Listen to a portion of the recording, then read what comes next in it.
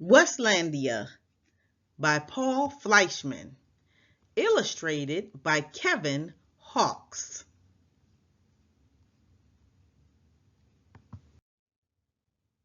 Of course he's miserable, moaned Wesley's mother. He sticks out. Like a nose, snapped his father. Listening through the heating vent, Wesley knew they were right. He was an outcast from the civilization around him. He alone in his town disliked pizza and soda, alarming his mother and the school nurse. He found professional football stupid. He'd refused to shave half his head, the hairstyle worn by all the other boys, despite his father's bribe of $5. Passing his neighborhood's two styles of housing, garage on the left and garage on the right, Wesley alone dreamed of more exciting forms of shelter. He had no friends, but plenty of tormentors. Fleeing them was the only sport he was good at. Each afternoon, his mother asked him what he'd learned in school that day. That seeds are carried great distances by the wind, he answered on Wednesday. That each civilization has its staple food crop, he answered on Thursday. That school's over and I should find a good summer project, he answered on Friday. As always, his father mumbled, I'm sure you'll use that knowledge often. Suddenly, Wesley's thoughts shot sparks. His eyes blazed. His father was right. He could actually use what he'd learned that week for a summer project that would top all others. He would grow his own staple food crop and found his own civilization. The next morning, he turned over a plot of ground in his yard. That night, a wind blew in from the west. It raced through the trees and set his curtains snapping. Wesley lay awake listening. His land was being planted. 5 days later, the first seedlings appeared. You'll have almighty bedlam on your hands if you don't get those weeds out, warned his neighbor. Actually, that's my crop, replied Wesley. In this type of garden, there are no weeds. Following ancient tradition, Wesley's fellow gardeners grew tomatoes, beans, Brussels sprouts, and nothing else. Wesley found it thrilling to open his land to chance, to invite the new and unknown. The plants shot up past his knees, then his waist. They seemed to be all of the same sort. Wesley couldn't find them in any plant book. Are those tomatoes, beans, or Brussels sprouts? Asked Wesley's neighbor. None of the above, replied Wesley.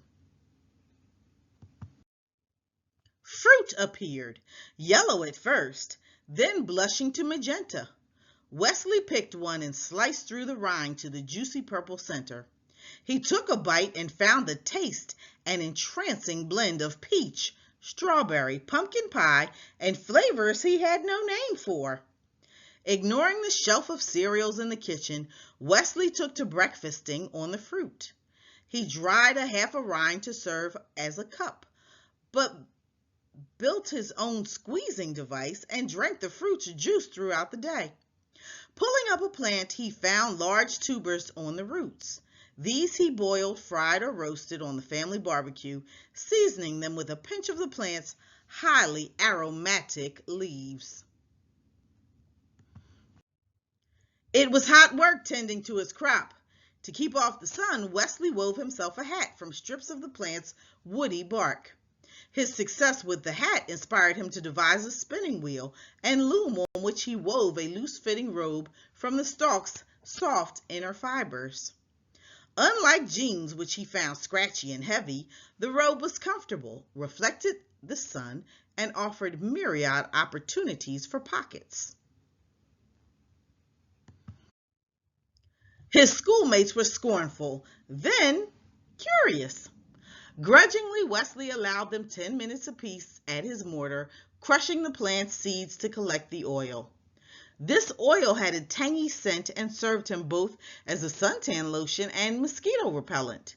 He rubbed it on his face each morning and sold small amounts to his former tormentors at the price of $10 per bottle.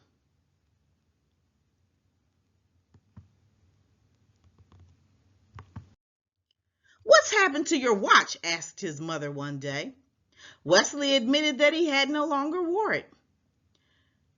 He told time by the stalk that he used as a sundial and had divided the day into 8 segments, the number of petals on the plant's flowers. He'd adopted a new counting system as well, based likewise upon the number 8. His domain, home to many such innovations, he named Weslandia. Uninterested in traditional sports, Wesley made up his own.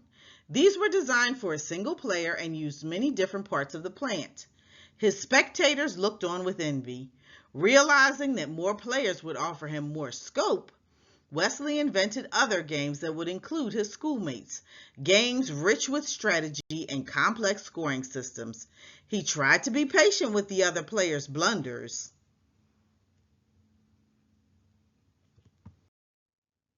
August was unusually hot. Wesley built himself a platform and took to sleeping in the middle of Weslandia. He passed the evenings playing a flute he'd fashioned from a stalk or gazing up at the sky, renaming the constellations.